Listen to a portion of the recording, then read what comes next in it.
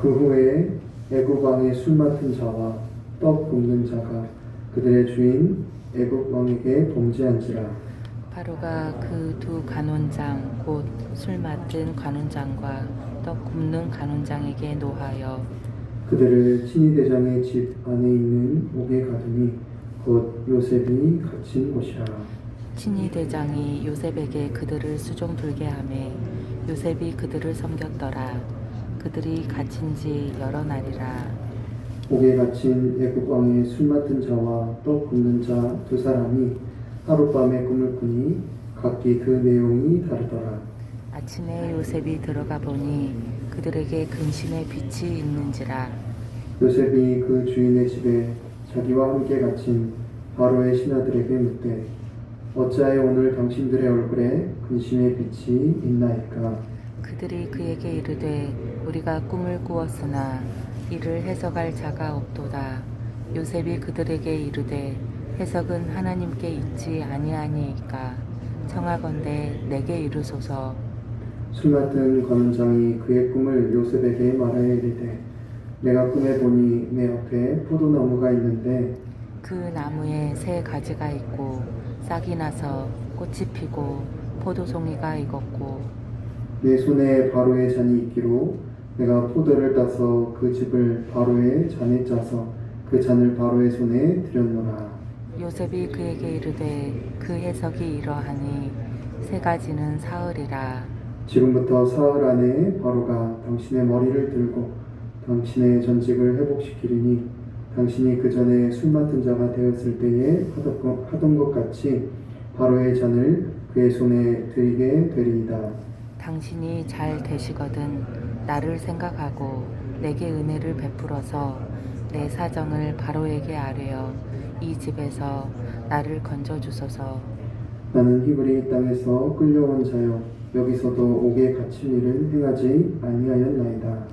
떡 굽는 간원장이 그 해석이 좋은 것을 보고 요셉에게 이르되 나도 꿈에 보니 흰 떡 세 광주리가 내 머리에 있고 맨 윗 광주리에 바로를 위하여 만든 각종 부은 음식이 있는데 새들이 내 머리에 광주리에서 그것을 먹더라. 요셉이 대답하여 이르되 그 해석은 이러하니 새 광주리는 사흘이라. 지금부터 사흘 안에 바로가 당신의 머리를 들고 당신을 나무에 달리니 새들이 당신의 고기를 뜯어 먹으리이다 하더니 제3일은 바로의 생일이라. 바로가 그의 모든 신하를 위하여 잔치를 베풀 때에 술 맡은 간원장과 떡 굽는 간원장에게 그의 신하들 중에 머리를 들게 하니라. 바로의 술 맡은 관원장은 전직을 회복하며 그가 잔을 바로의 손에 받들어 드렸고 떡 굽는 간원장은 매달리니 요셉이 그들에게 해석함과 같이 되었으나 23절 같이 읽겠습니다. 술 맡은 관원장이 요셉을 기억하지 못하고 그를 잊었더라. 아멘. 오늘 본문의 말씀은 감옥에 갇힌 요셉이 애굽 왕의 두 신하를 만나 그들의 꿈을 해석해주는 이야기를 기록하고 있습니다. 그 꿈의 해석은 이렇습니다. 3일 안에 술 맡은 관원장은 다시 복직되고 떡 맡은 관원장은 죽게 된다는 것이었습니다. 이렇게 꿈을 해석해준 요셉은 술 맡은 관원장에게 자신의 억울함과 무고함을 호소하며 바로 왕에게 가거든 자신을 감옥에서 꺼내줄 것을 요청합니다. 그런데 이러한 요셉의 간절한 호소와 달리 술 맡은 관원장은 요셉을 새까맣게 잊어버리고 그를 기억하지 못했다고 말합니다. 이와 같은 본문의 말씀을 통해 우리는 두 가지 정도 생각해 볼 수 있을 것입니다. 첫 번째로 우리 인생의 모든 순간은 하나님의 섭리 안에 있다는 것입니다. 야곱의 편애로부터 시작된 요셉의 순탄치 못한 인생 이야기는 인생이 비참해지면 어디까지 비참해질 수 있는지 보여주는 것 같아 보입니다. 형들에게 따돌림을 당하는 것도 모자라 노예로 팔려간 그곳에서도 억울하게 누명을 써 감옥에 들어간 인생이 바로 요셉의 인생이었습니다. 그리고 그 감옥에서 나올 수 있는 절호의 기회가 찾아온 듯 하였지만 그마저도 뜻대로 되지 않는 인생이 바로 요셉의 인생이었습니다. 우리가 이렇게 요셉에 대한 기록을 수천 년 전에 있었던 성경 이야기로만 들어서 와닿지 않지, 만약에 우리 가족 가운데 누가 인신매매를 당한다거나 억울하게 감옥에 들어간다거나 하면 여러분들 어떻겠습니까? 정말 참담하고 마음이 아프지 않겠습니까? 지금 요셉의 인생이 그러하다는 것입니다. 그런데 이렇게 인간적인 눈으로 보았을 때는 정말 비참해 보이는 이 인생의 우여곡절 또한 하나님의 섭리 아래에 있다는 것을 우리는 기억해야 할 것입니다. 우리는 이 요셉 이야기의 결말이 어떻게 됐는지 다 알고 있습니다. 그런데 이 요셉의 이야기 가운데 이집트의 총리가 되기 위해 하나라도 빠질 수 있는 스토리가 있습니까? 아버지의 편애와 형들의 따돌림, 노예로 팔려가도 하필 친위대장 보디발의 집에 팔려간 것, 또 그곳에서 억울하게 감옥에 들어간 것, 그리고 그 감옥에서 술 맡은 관원장을 만난 것, 그리고 그 술 맡은 관원장이 복직되었음에도 요셉에 대해 새까맣게 잊고 있다가 바로 왕이 수상한 꿈을 꾸게 되자 그때서야 다시 요셉에 대해서 기억하게 된 것. 이 모든 스토리 가운데 하나라도 빠지는 게 있다면 요셉이 국무총리의 자리에 오를 수 있겠습니까? 우리는 이 요셉의 이야기를 통해 인생의 순간순간마다 조금의 오차도 없이 완벽한 섭리를 이루어 가시는 하나님의 솜씨를 보게 되어집니다. 물론 요셉의 삶에 일어난 인간의 연약함과 제약들이 하나님께서 그렇게 하도록 하셔서 그렇게 된 것은 결코 아닙니다. 이것이 세상이 말하는 운명론과 하나님의 섭리가 다른 이유입니다. 하나님께서는 죄악을 통해서 일하시는 분이 아니라 죄악마저도 선하게 바꾸셔서 하나님의 뜻을 이루시는 분이십니다. 인간의 죄악과 연약함, 인간의 실수마저도 하나님의 높으신 뜻을 결코 멈추거나 실패케 할 수 없다는 것입니다. 이렇게 놀라운 하나님의 섭리가 어디 요셉의 이야기뿐입니까?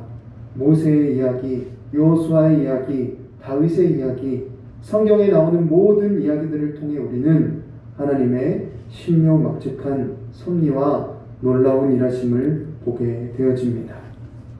그리고 이러한 성경의 말씀을 통해 우리에게 주시고자 하는 하나님의 메시지는 바로 이들의 인생이 이랬던 것처럼 우리의 인생도 하나님께서 그렇게 신실하게, 정확하게, 아름답게 섭리하고 계신다는 사실입니다. 그러므로 우리는 오늘 요셉의 이야기와 같이 2022년 1월 31일 지금 이 시간에 이 나라, 이 지역, 이 교회에 있다는 이 모든 것이 하나님의 섭리 가운데 우리에게 주어진 것임을 기억해야 합니다. 요셉이 그의 삶에서 만났던 많은 사람들이 하나님의 섭리 가운데 있었던 것처럼 우리의 가족과 친척들, 친구와 이웃들, 직장의 상사와 직원들, 그들 한 사람 한 사람이 모두 하나님의 기쁘신 뜻 가운데 우리에게 허락하신 하나님의 선물이라는 것을 기억하시기 바랍니다. 우리가 이렇게 우리의 삶의 모든 순간순간들이 하나님의 신실하신 손길 아래에 있다는 것을 믿으며 우리 앞에 놓여진 하루하루를 나의 경험과 지식으로 해석하는 것이 아니라 하나님의 시선으로 바라보고 해석할 때 우리는 요셉과 같이 억울하고 비참한 현실 속에서도 감사할 수 있게 되는 것입니다. 힘들고 어려운 일이 있어도 변함없이 하나님을 찬양할 수 있게 되는 것입니다. 저와 여러분들의 삶 가운데에는 어떠한 문제가 있습니까? 어떠한 어려움이 있습니까? 우리 인생의 문제를 문제로만 보지 않고 하나님의 역사가 이루어지는 은혜의 통로로 바라보시기 바랍니다. 억울한 일을 당하고 낙심되는 일을 만날 때 모든 것을 합력하여 선을 이루시는 하나님을 신뢰하시길 바랍니다. 이 자리에 함께한 저와 여러분들이 인생의 어떠한 어려움 가운데서도 온 우주 만물을 다스리시고 주관하시는 선하신 하나님을 바라봄으로 승리하는 은혜가 있기를 간절히 바랍니다. 우리가 두 번째로 생각해 볼 수 있는 것은 하나님의 뜻은 하나님의 때에 하나님의 방법으로 이루어진다는 것입니다. 하나님께서는 언제나 하나님의 뜻을 하나님의 때에 하나님의 방법으로 이루어 가신다는 것을 우리는 기억해야 합니다. 오늘 요셉의 인생을 다시 한번 생각해 봅시다.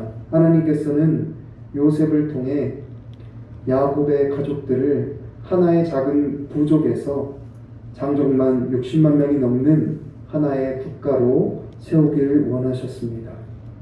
그리고 그러한 하나님의 뜻은 악을 선으로 바꾸시는 하나님의 방법으로 이루어져 왔습니다. 그리고 이제 요셉에게 남은 것은 하나님의 때를 기다리는 것입니다. 여러분, 요셉이 술 맡은 관원장의 꿈을 해석해 주었을 때 심정이 어떠했을까요? 이제 되었다. 이것이었구나. 나는 억울하게 누명 써서 감옥에 왔다고 생각했었는데 하나님께서는 그것도 선으로 바꾸셔서 이 사람을 만나게 하셨구나. 이제 3일 뒤면 이 사람이 복직한다고 하니 나도 3일 뒤에는 여기서 나갈 수 있겠구나. 하나님 감사합니다. 하나님 찬양합니다. 이러지 않았겠습니까? 그런데 어떻습니까? 기대가 크면 실망도 큰 법입니다. 요셉은 당장 3일 뒤면 자신이 감옥에서 나갈 수 있을 것이라 생각했지만 그 3일이 3년이 될 줄은 미처 생각하지 못했을 것입니다. 우리 인생도 이러한 상황에 놓일 때가 많이 있습니다. 내 뜻이 아닌 하나님의 뜻을 위해서 세상의 방법이 아닌 하나님의 방법으로 일했는데 아무런 열매가 맺히지 않는 것 같아 보이는 때가 있다는 것입니다. 그러나 그때는 열매가 없는 시간이 아니라 열매가 맺어져 가는 시간이라는 것을 기억하시기 바랍니다. 하나님의 뜻은 언제나 하나님의 방법이 하나님의 때를 만날 때 반드시 열매 맺게 되어 있습니다. 그러므로 우리는 살아가는 순간순간마다 이 세 가지를 기억하며 돌아봐야 할 것입니다. 내가 하고자 하는 이 일이 하나님의 뜻과 맞는 일인가? 이 하나님의 뜻을 이루는 데 있어서 세상의 방법이 아닌 하나님의 방법대로 일하고 있는가? 마지막 세 번째로 하나님의 방법대로 일하면서 하나님의 시간을 기다리며 인내하고 있는가? 이 세 가지를 항상 기억하며 점검하며 살아갈 때 요셉의 삶이 그러했던 것처럼 우리도 우리의 삶을 통해 이 땅에 하나님의 나라가 세워져가는 놀라운 역사가 일어나게 될 줄로 믿습니다. 그러므로 야고보서 1장 4절에서는 이렇게 말합니다. 인내를 온전히 이루라. 이는 너희로 온전하고 구비하여 조금도 부족함이 없게 하려 함이라. 또 히브리서 10장 36절에는 이렇게 기록하고 있습니다. 너희의 인내가 필요함은 너희가 하나님의 뜻을 행한 후에 약속을 받기 위함이라. 마지막으로 계시록 14장 12절에는 또 이렇게 말합니다. 성도들의 인내가 여기 있나니 저희는 하나님의 계명과 예수 믿음을 지키는 자니라. 아멘. 하나님께서는 인내하는 자들을 통해 하나님의 뜻을 이루어 가실 것입니다. 인내를 통해 인생의 열매뿐만이 아니라 성령의 열매를 허락하실 것입니다. 그러므로 인내하십시오. 인내는 우리가 믿음의 사람이라는 것을 드러내는 가장 큰 확증입니다. 이 자리에 함께한 저와 여러분들이 하나님의 방법대로 살아갈 뿐만이 아니라 하나님의 시간을 따라 살아가며 인내함으로 하나님의 뜻을 이루는 놀라운 축복이 가득하시기를 간절히 바랍니다. 기도하겠습니다. 살아계신 하나님 아버지, 은혜를 감사합니다.